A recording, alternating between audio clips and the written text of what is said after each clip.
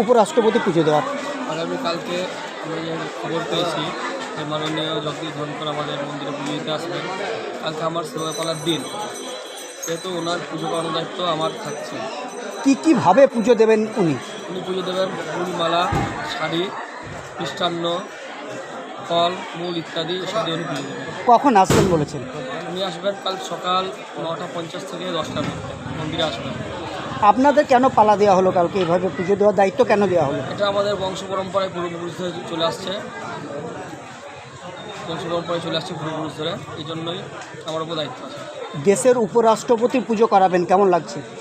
গর্ববোধ হচ্ছে খুব, রাষ্ট্রপতি বলে কথা, ফার্স্ট টাইম করছি, একটু তো নার্ভাস ফিলও হচ্ছে হালকা। সরকারের পক্ষ থেকে কিছু জানানো হয়েছে? এটা আমি বলতে পারবো না, আমি যাই না ব্যক্তিগতভাবে। কি নাম, কি পদে আছেন? আমার নাম অমিত কুমার চ্যাটার্জি। আমি মায়ের মন্দিরের উপদেষ্টা মণ্ডলীর 9 জনের মধ্যে একজন আছি। মায়ের আদি সেবায়ত বংশ থেকে বিলং করি।